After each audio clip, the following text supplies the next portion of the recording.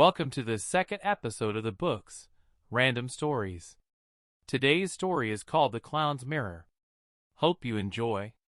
It was a crisp October evening when Laura and her little brother, Max, found themselves at the edge of town. Their parents had told them to stay inside and avoid the carnival that had set up just on the outskirts. Something about the way the wind howled through the trees made it feel like a warning, but the lure of the flashing lights and distant sounds of laughter were too tempting for the curious kids. "Come on, Laura! Let's just go take a look," Max said, tugging at his sister's sleeve. He was barely 10 years old, full of mischief and excitement, always looking for adventure.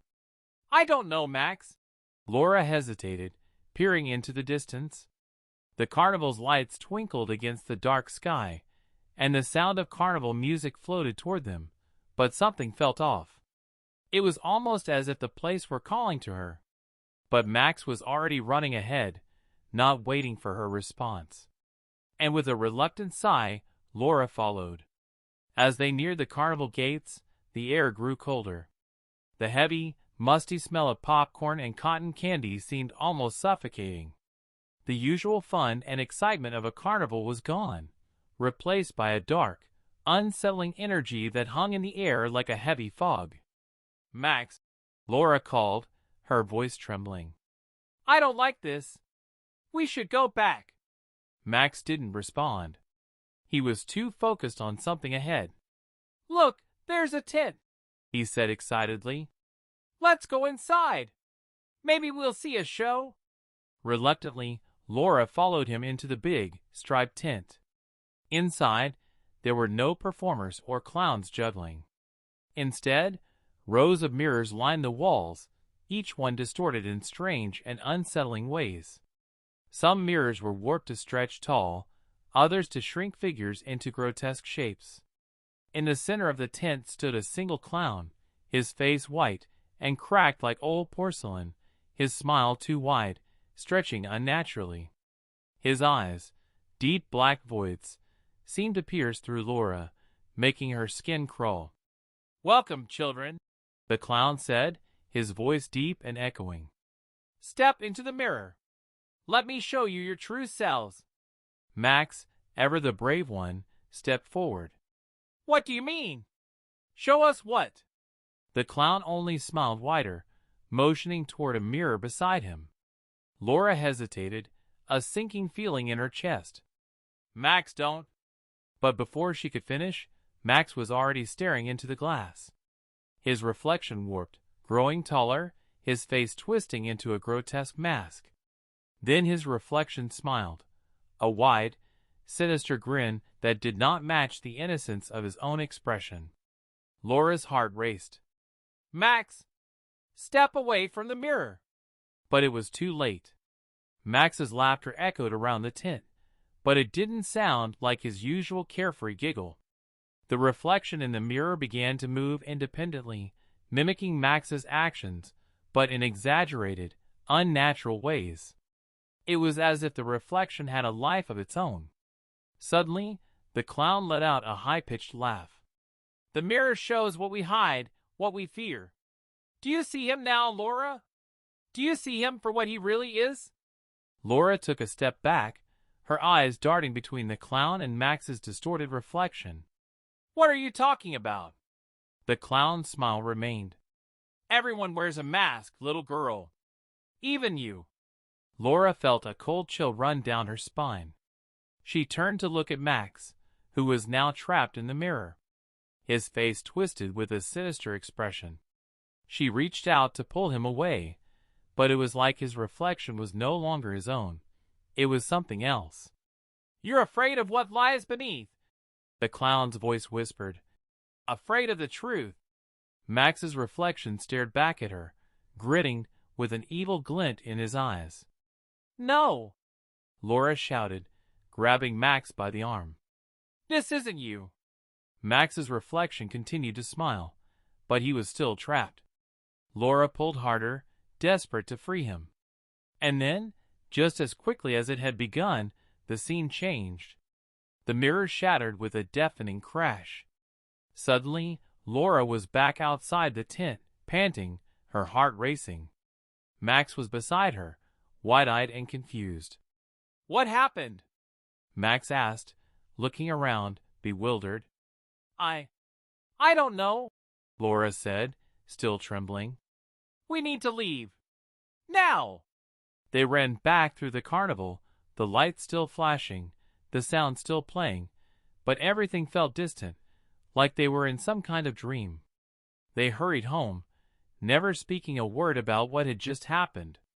But the images of the clown, the mirrors, and Max's reflection haunted Laura. Days passed.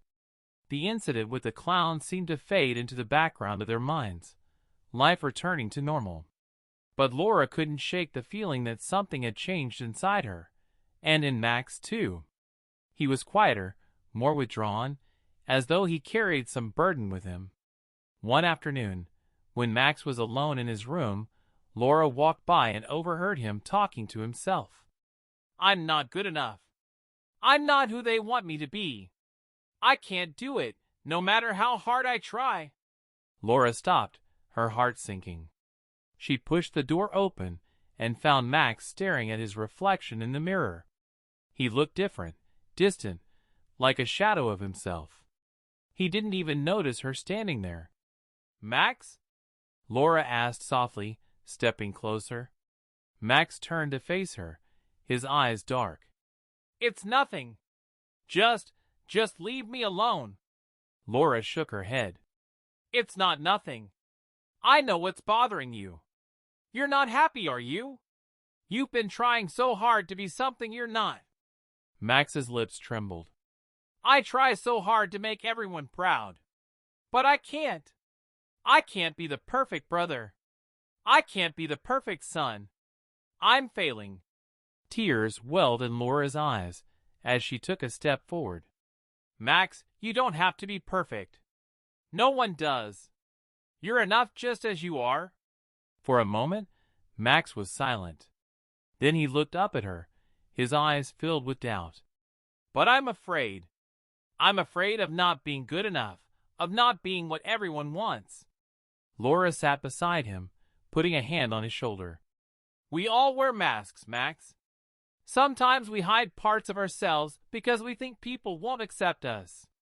But the truth is, the more we try to be something we're not, the more we lose ourselves." Max stared at her, as if trying to understand. "We're not perfect. And that's okay," Laura continued.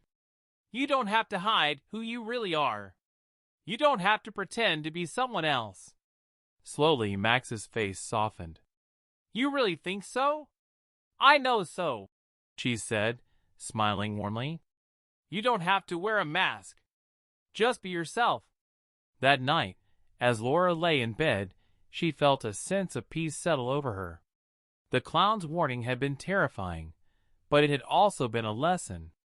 It had shown her that we all hide parts of ourselves, our fears, our doubts, our insecurities, thinking they make us weaker, but in truth, embracing our flaws is what makes us stronger.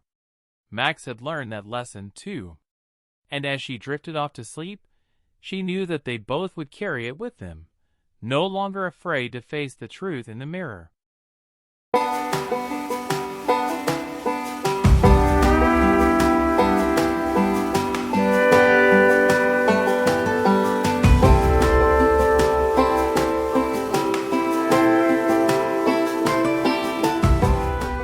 Welcome back, everybody, for another deep dive with us. This time we're looking at The Clown's Mirror. And it's a little bit of a head trip, not going to lie. So we've got this spooky carnival that pops up on the edge of town.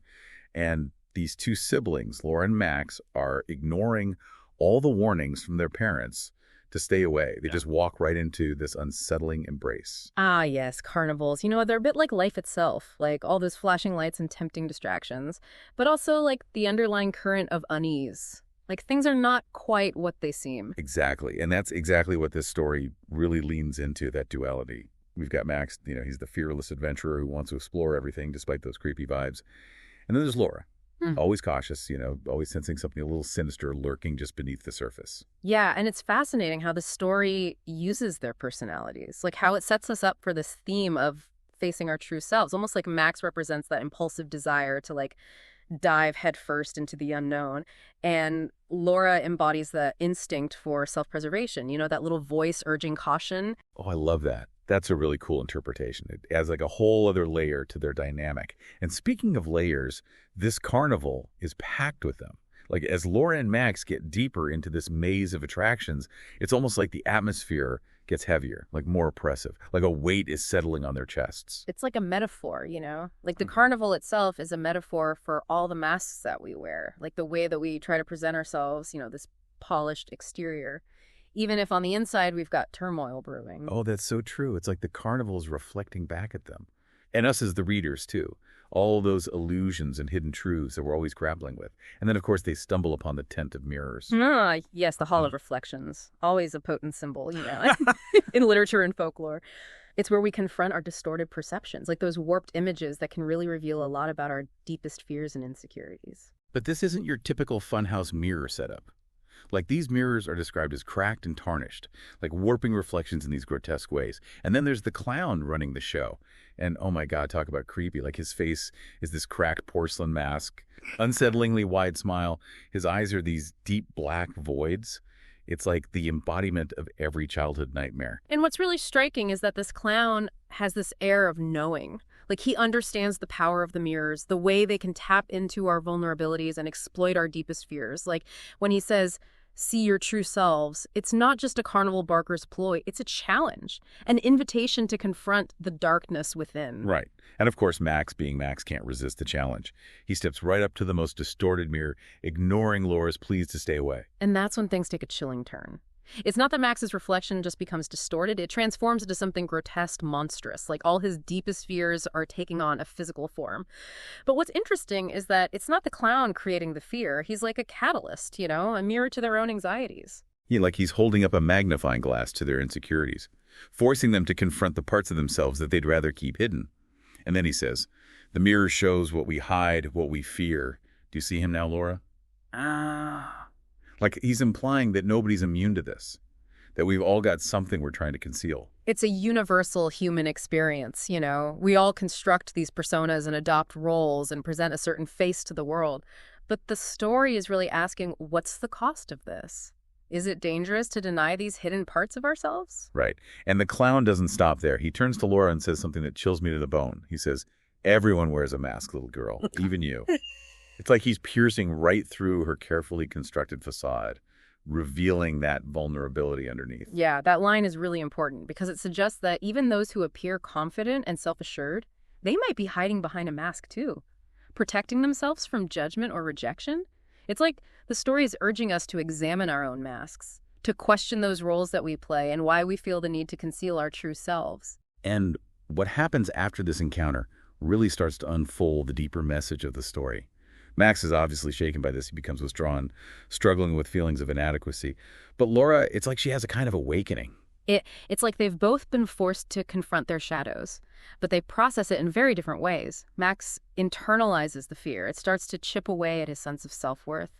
But Laura starts to see the potential for growth in acknowledging those imperfections. Yeah, it's like she's realizing that true strength comes not from hiding our flaws, but from accepting them. Like they're a part of who we are.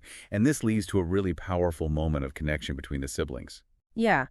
Laura steps in and offers Max something incredibly powerful: acceptance. She tells him, "You don't have to be perfect. No one does. You're enough just as you are."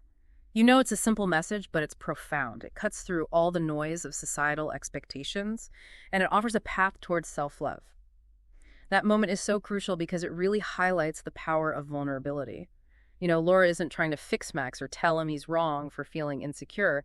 She's just acknowledging his pain and offering him unconditional love. It's such a great example of how empathy can really be a catalyst for healing. Mm-hmm. Just by seeing Max for who he is, flaws and all, it helps him take a step towards self-acceptance. And it's interesting how this shift seems to stem from Laura's own encounter with the clown. Like when he said to her, "Everyone wears a mask, little girl," it seems to have sparked this realization in her. Like she's realized it's just pointless to try to maintain that perfect facade and chooses authenticity instead. Yeah, it's like she's learned that true strength comes from owning our vulnerabilities, not hiding them. And in doing so, she's able to offer that same gift to her brother. Which brings us to a really interesting question. If this clown is right, and everyone wears a mask, is true authenticity even possible? Are we all just playing roles, presenting these carefully curated versions of ourselves to the world? That's a question philosophers and psychologists have been debating for centuries. Yeah. Is it even possible to strip away all the layers and reveal our true selves? Or are we always performing to some extent? I think this story offers a really nuanced perspective on this dilemma. It acknowledges that we do have those societal pressures to conform, those external forces that shape our identities. We all wear masks to some degree, whether it's to fit in or protect ourselves or to achieve certain goals. So it's not about getting rid of those masks entirely, but more about becoming aware of the role they play in our lives. Exactly. It's about recognizing those moments when we feel pressured to conform, Yeah. when we hide our true feelings or opinions, and asking why. Like, what are we so afraid of? What purpose is this mask serving? Right, like that saying, the only way out is through. We can't totally escape the pressure to perform, but we can become more conscious of the choices we make and why we make them. Exactly. And I think that's where the real power is, in choosing which masks we wear and why. It's about that balance between presenting our best selves to the world while staying true to our core values. So it's not about becoming one static self all the time, but having the awareness to choose how we present ourselves, depending on the situation. Absolutely. It's about recognizing that those masks can serve a purpose. They can protect us, help us navigate social situations, and allow us to present different facets of ourselves in different contexts. So it's not about erasing those masks entirely, but about choosing which ones we wear and why. Precisely. And I think that's where the hope lies. It's about finding that balance between presenting our best selves to the world while staying true to who we are inside. It's a delicate dance for sure. But this story gives us some good insights into how to navigate it. Yeah, it really is. Yeah. And what really strikes me is, even though this story is set in this spooky carnival, it manages to capture something so human. That tension between wanting to fit in and wanting to be our true selves. It really does. It's a tension we all feel, I think. Regardless of our age or background or social status, we all want to be accepted, you know, to belong. But we also crave that freedom to just express ourselves without fear of judgment. Right. And I think the clown's mirror gives us this valuable lesson. Like, it's embracing those imperfections, those quirks and vulnerabilities that make us unique. That's what really allows us to connect with others on a deeper level. Absolutely. It's in those moments of shared vulnerability, when we allow ourselves to be seen for who we truly are. That's when genuine connection is born. Think about it. Those most memorable and meaningful relationships. The ones where we feel safe to let our guard down, to reveal the parts of ourselves that we usually keep hidden. That's so true. It's in those connections that we feel really seen and understood, even celebrated for our imperfections. I think Laura and Max's experience really highlights that, like their moment of connection. It doesn't come when they're trying to impress each other or put on a brave face. It's when they allow themselves to be vulnerable with each other. Exactly. It's when Laura acknowledges Max's fear and offers him that unconditional acceptance. That's when their relationship really deepens. And that's such a powerful message for everyone. True intimacy and connection, they're built on that foundation of authenticity and acceptance. So if we're taking one key lesson away from the clown's mirror, it's this. The path to genuine connection lies in embracing our true selves, flaws and all. It's those imperfections, those quirks and vulnerabilities. That's where our true beauty lies. I love that. And it's a message that I think resonates deeply with everyone, especially in a world that's always pressuring us to present this perfect image. The story reminds us that it's okay to let our guard down, to show our true colors, to connect with others on a level that's deeper than what's on the surface. Well, this has been such an insightful deep dive into the clown's mirror. I feel like we've uncovered so many layers of meaning in this story. It has been fascinating, hasn't it? It leaves us with so much to think about, our own masks, our own journeys towards self-acceptance and the way we connect with others.